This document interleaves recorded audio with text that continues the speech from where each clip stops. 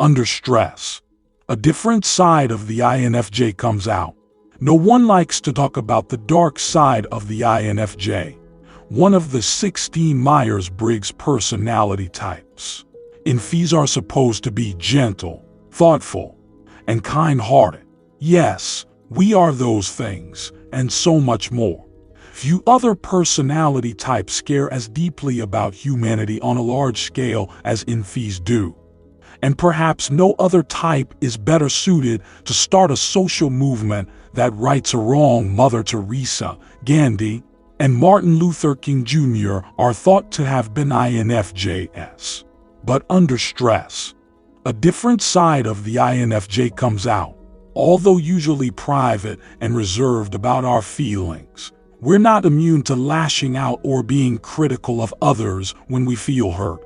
For our friends and loved ones, witnessing the dark side of the INFJ can be confusing. Let's take a closer look at the dark side of the INFJ. In other words, what are some of the less than lovely tendencies of this usually kind personality? Keep in mind that no two INFJs are exactly alike, and other personality types may struggle with some of the following dark tendencies, to just not quite in the same way or to the same degree that INFJs do. The dark side of the INFJ. 1. Stubbornness. You see that J at the end of INFJ. It's responsible for our obsessive planning and future-oriented thinking. INFJs are capable of being spontaneous, but there will be times when we just cannot wrap our minds around a new idea. Sometimes, even just a sudden change in plans is enough to really rattle us. We're not going to the movie tonight. We're going to hang out here instead. Honestly, if we have our minds set on something, it may take several attempts to change it. It may seem like we're being inflexible, but really, we just need some time to be okay with the new plan or idea. As long as something doesn't go against our deeply held morals, we'll probably come around to it eventually. 2. High expectations. As much as we like to pretend that we don't have high expectations, they are there. We not only hold ourselves to a brutally high standard, but we also tend to set high expectations for others. And the closer you get to us, like a significant other, best friend, or child, the higher the standards rise. We especially have high expectations when it comes to love. In a new relationship, we may feel quite discouraged when the excitement and romance inevitably start to fade. Then we start wondering if we were right to get into the relationship in the first place. If we're honest with ourselves, what we really want is the ideal romance. Actually, what we really want is the ideal everything.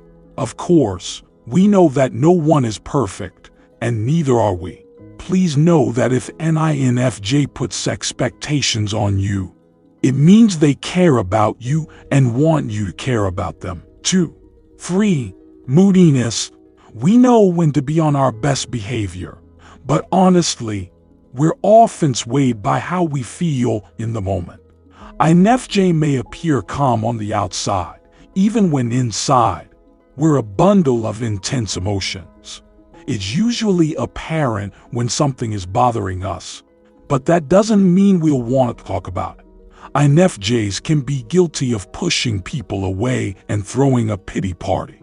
Of course, we'd like someone to confide in, but more often than not, we feel that most people wouldn't understand us even if we did open up. Sometimes INFJs can be just as confused about their moods as others are. Like other introverted types, INFJs need time alone to sift through their emotions and understand why they are feeling the way they feel. If an INFJ does open up to you, they may even apologize for talking about their feelings. That's because we often keep things to ourselves to spare you the burden. However, the best thing you can do for an INFJ is to let them talk about something if they need to. INFJs usually feel better just being able to express their feelings and concerns. Don't judge, criticize, or offer solutions unless the INFJ directly asks for help. Sometimes we really do just need a practical fix. Try to listen and understand our feelings, and maybe give us a hug. Sometimes all it takes is some love and encouragement for our moodiness to pass. 4. Being too harsh. We love giving helpful advice, and we're often able to see a situation from many sides. You want to hear only what you want to hear. Do not come to your INFJ friend. We give honest opinions, and we try to do so gently to soften the blow. Trust me when I say that our honesty comes from a well-intentioned place. But sometimes we come across as too blunt, judgmental, or harsh. We don't mean to be cruel, though, and we're sorry for the times that we are.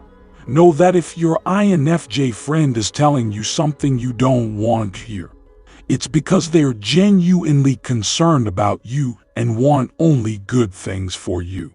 Yes, INFJs may be too brutally honest, but we're rarely malicious.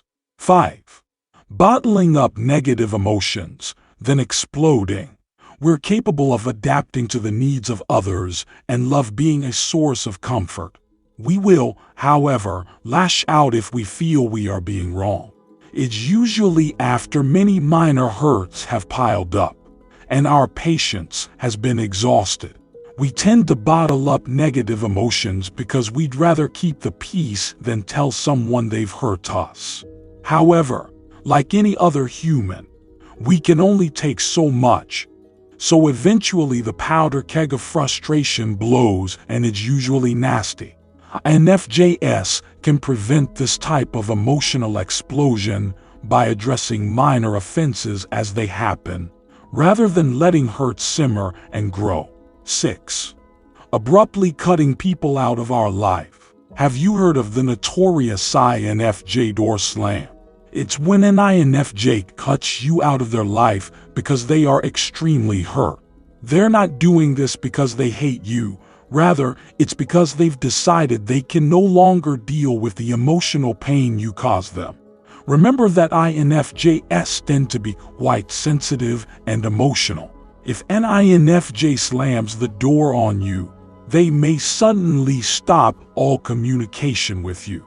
If this is not possible, because they see you every day at home, work, or school, they may simply close themselves off emotionally and refuse to allow you in. They may still talk to you when they have to, but they'll seem cold and distant. INFJs do not shut people out without intense contemplation. Being judgers, we're not exactly impulsive people. Other people may forget just how sensitive we are despite our cool, everything is fine demeanor. But even the nicest people have their limits, and INFJs are no exception.